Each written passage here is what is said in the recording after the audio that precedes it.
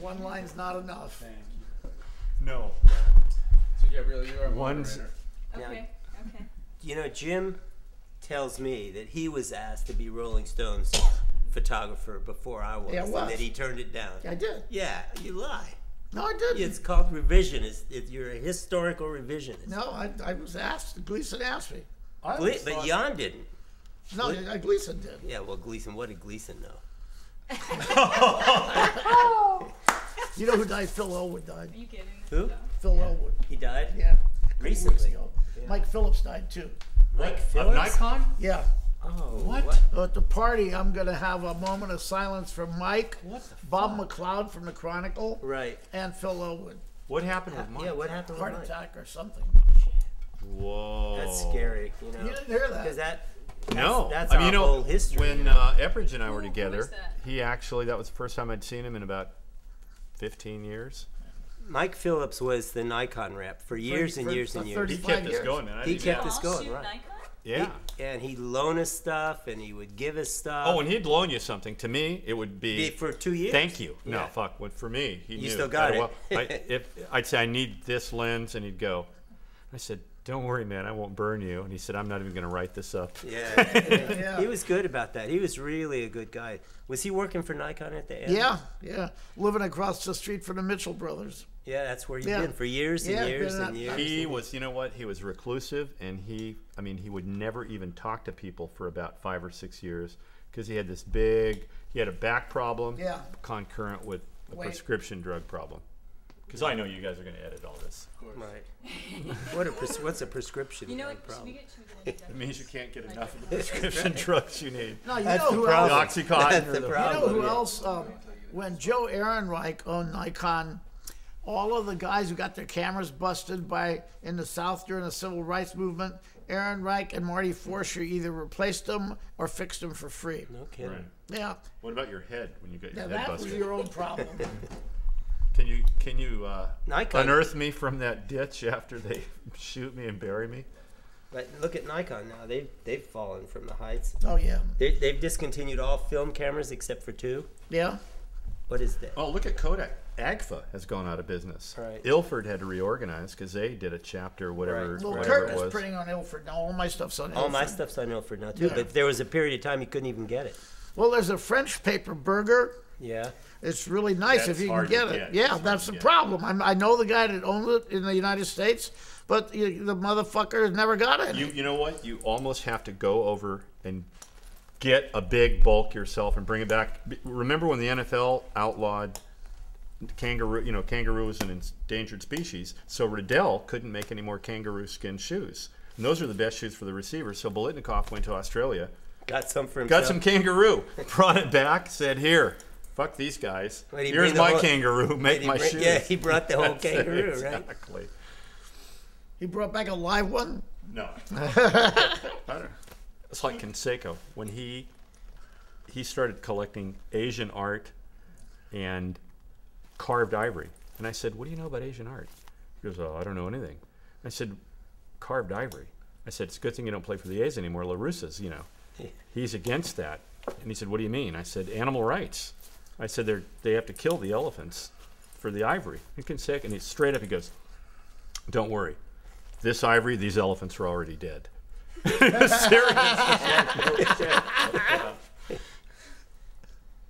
So you guys do introductions? So what I'm thinking is maybe just go around and everybody introduce themselves, just so we have that on film as Okay. well for introductions. Come on, director lady, let's get it All together.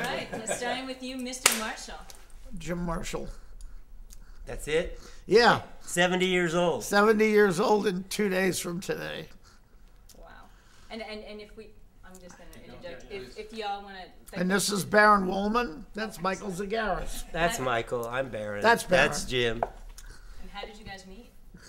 We were just trying to We're figure trying- that out. Exactly. When we met. Jim was handing out towels in the baths in New York. You know, when Bette Midler, he was a younger guy, pretty good looking. Yeah. And I, you that's see- And you got a towel. San Jose, 68 when we met. You and San me. Jose Pop Festival, 1968. That was remember that lineup? No, no, no. Northern California Folk Rock Festival. Yeah. Because we did the San Jose Festival for the book festival. Yeah, that was 69. 69, right. Yep. Janis Joplin and Big Brother, Doors. The Doors, Country Joe, Grateful Dead, Yeah. Ravi Shankar, Young Bloods, Airplane. No, the Airplane. not Elvin Bishop, Where was Bloomfield. Bloomfield and Gravenitis. You remember that? 68? Oh yeah. Well, you know how we met? I'm in the front of the stage. He's got his old corduroy and his hat on, and some fraternity guy was giving him shit, and he pulled a knife on him, and people were like, "Oh my God!" And the guy moved away, said, "I don't want any trouble," and I'm there, and I started laughing. And Jim goes, "Hey, what's so fucking funny?" I said, "Is that knife for real?" He said, "Yeah, it's fucking for real." And he had a gun back here, and I thought, I want to know this guy.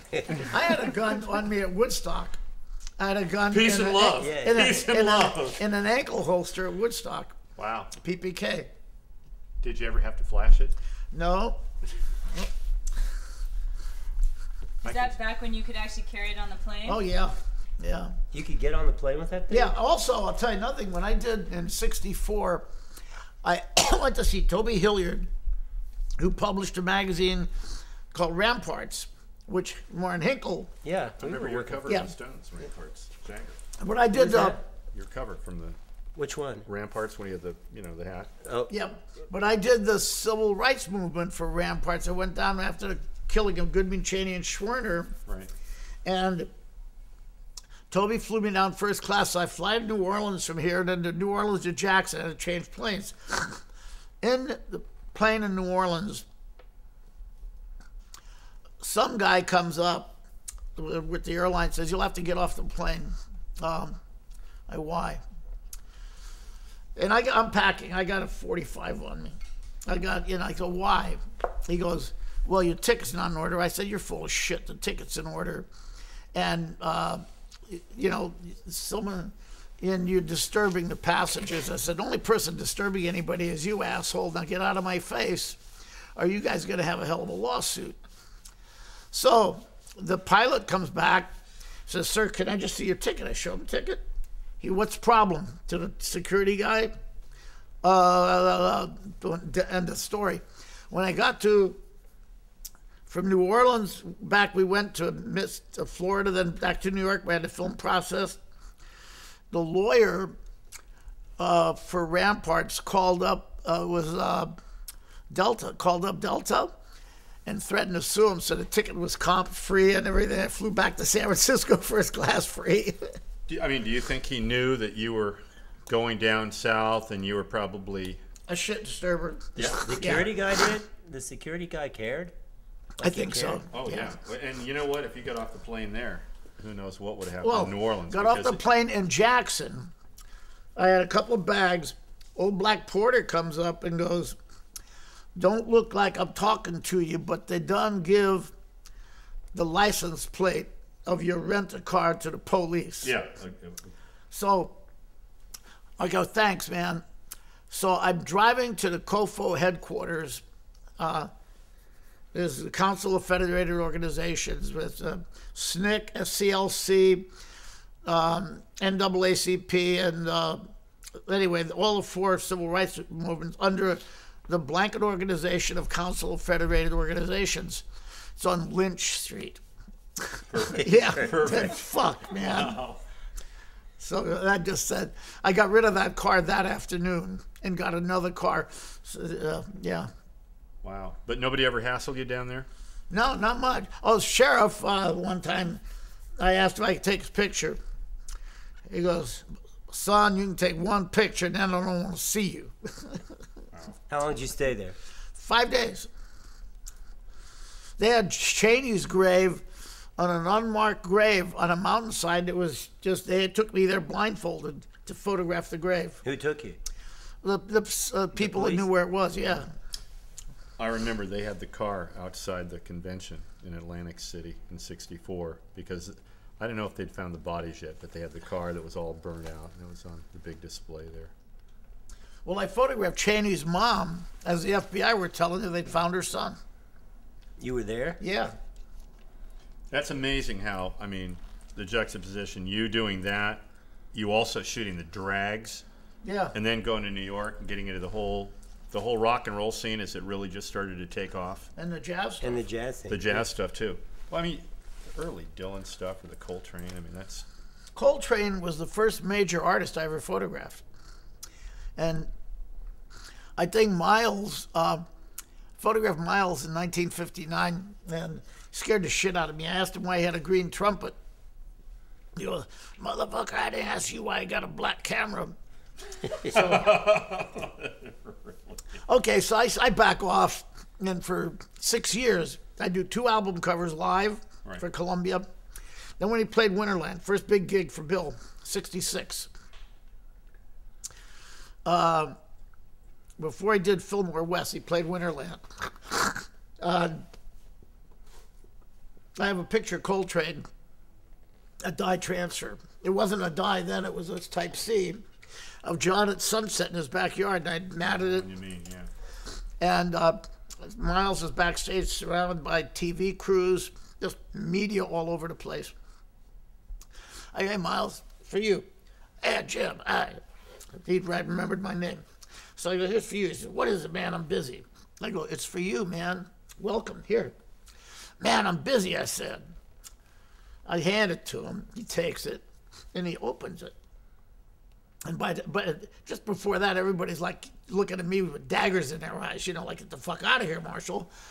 So Miles goes, everybody, shut up. Everybody, go away. Get away from me, everybody. Just leave me alone. He's looking at the picture of John.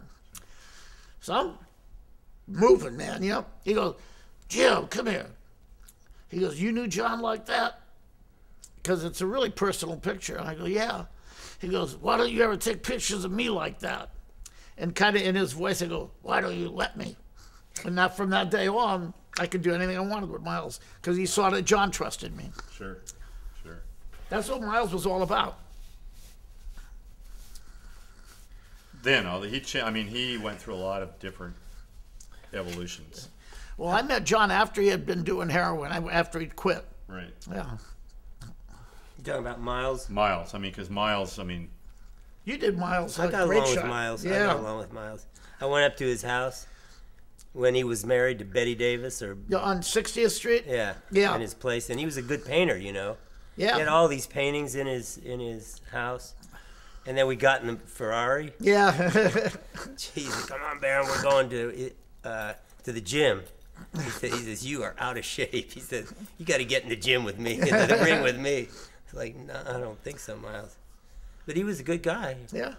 When he left her, Well, she turned him on to Hendrix's music, you know. yeah, I know, but when he Supposedly. left her and married, what's her name, the movie star? Cicely Tyson. Yeah. Cicely Tyson, she took everything off the walls and wanted to redo the whole apartment. And Miles, in Downbeat magazine, Dan Morgenstern did an interview with him. He says, a bitch did everything, but I wouldn't let her take that picture of John down. That was the only thing that stayed.